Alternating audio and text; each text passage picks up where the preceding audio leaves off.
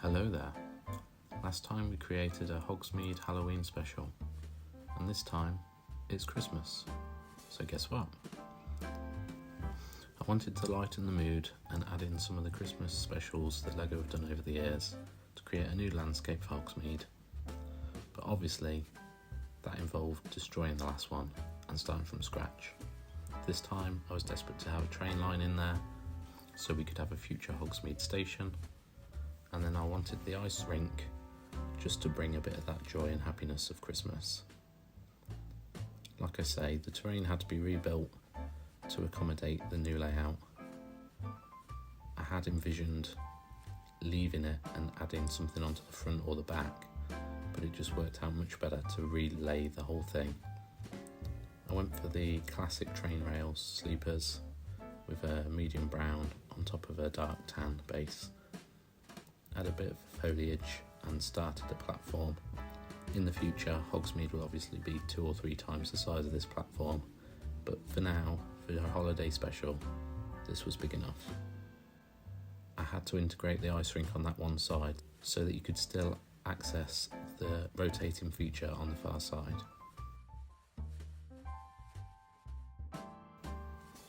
I then pulled a couple of the mini builds off the back of it and moved them to the front, and added this path leading up the MOC to the top end of the terrain. I wanted to give the Shrieking Shack some sort of separation from the rest because I didn't think they'd be in the mood for Christmas themselves, so I put them behind a rocky outcrop and left the tunnels underneath the terrain that lead to Honeydukes and the Shrieking Shack's basement. Overall, I was surprised how much remodelling I had to do. As I say, it was a complete rebuild from scratch to get the new layout to work.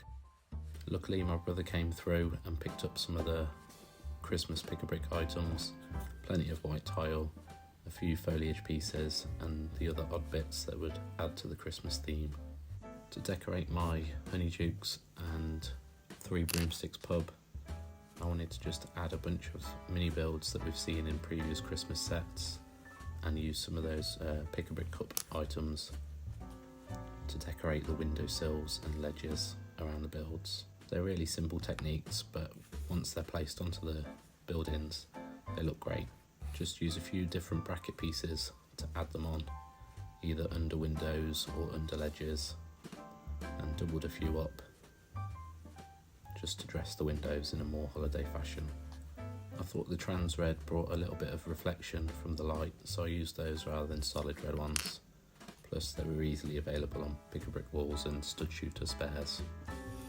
I also added some modified bricks to the lampposts so that we could add some of the foliage and stars and berries onto those as well.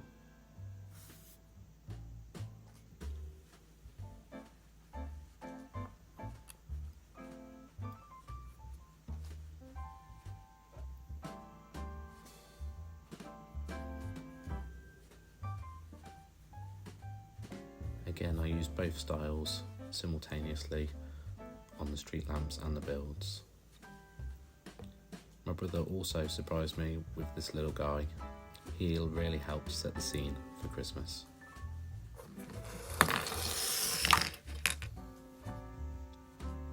So once we had our landscape all in, the next thing was to add some of those mini accessories, get the street lamps in, get the benches in, and get the Christmas tree in. I'd already laid out the plots for the buildings, so it was just about dressing the rest of the scene.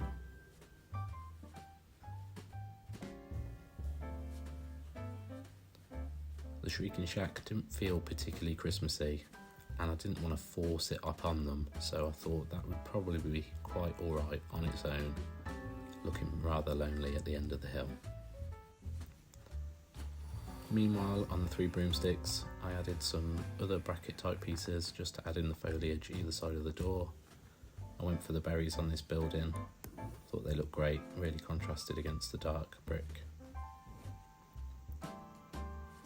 Did the same to the window ledges using some of those angry yellow bracket pieces. I managed to add some onto the top windows as well. All of these adjustments are very, very minor, and the set can easily go back to how it was in a few minutes.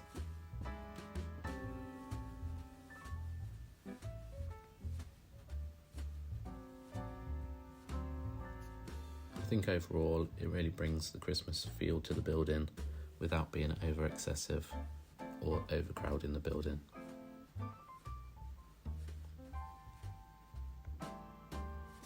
Meanwhile at Honeydukes I added that wreath above the door and went with stars for this one. It seemed to sit with the nougat colour quite well without being, again, over the top.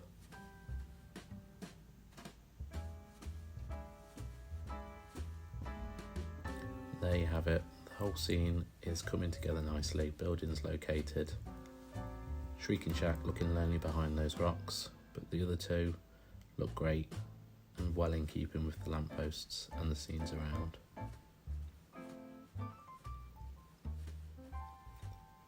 I thought overall Hogsmeade looked pretty ready for the holidays like this, but of course I don't think that's quite enough for a proper Christmas display, so we had to get our minifigures out. Two of my favourites from the Harry Potter minifigure series line are perfect for this winter scene. I love Luna's jumper and that scarf on the Gryffindor robes we haven't seen since. Of course we've added in our snowman and grabbed a bunch more of our minifigure series. You can't have Christmas without the Weasleys.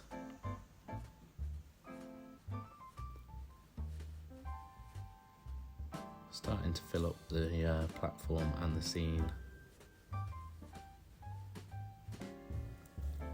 I always thought Sprout was dressed ready for any weather, and of course Hagrid is always ready for the winter.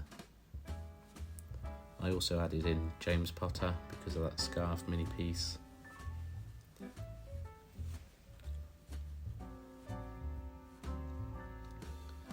I thought I'd also start a small queue for the hot chocolate stand, and of course there's only one guy that could be running such a lucrative business, and that's one of the Weasley twins.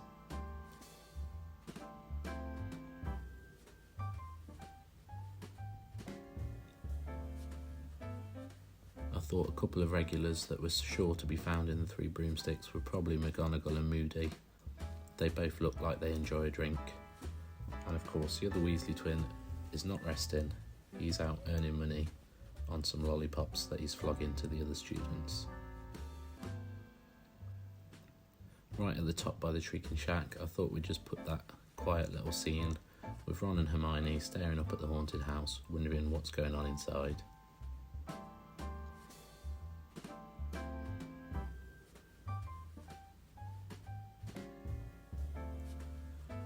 We still needed to add some more Christmas type scenes, and none are better than this year's gift with purchase, the Santa's Workshop, or Santa's Sleigh with the Reindeer Battle Pack.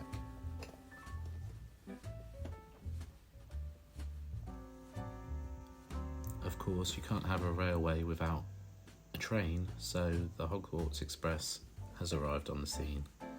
It's a modified version of the original set that my brother had as a kid, and hopefully in the future I can update it a little bit to get both carriages and the engine car fully repaired.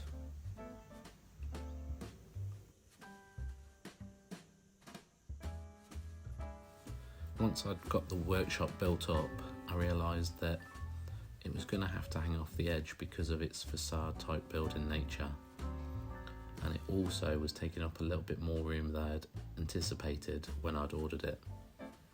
So we're going to have to adjust the layout slightly to push that Honeydukes backwards and make some more room for it.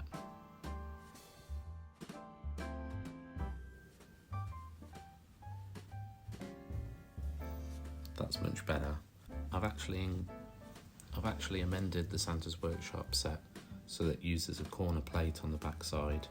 That way it doesn't hang off my MOC too much and still includes all the interior features that it originally had. With a quick amendment to the pathway and moving the Honeydukes store back 3 studs, there's enough space for it to squeeze onto the front of the layout.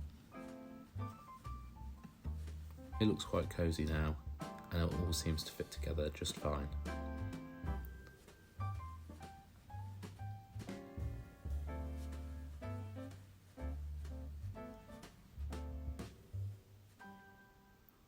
Of course, you've already seen the last thing we did was throw Santa's sleigh into the air across the top of the scene.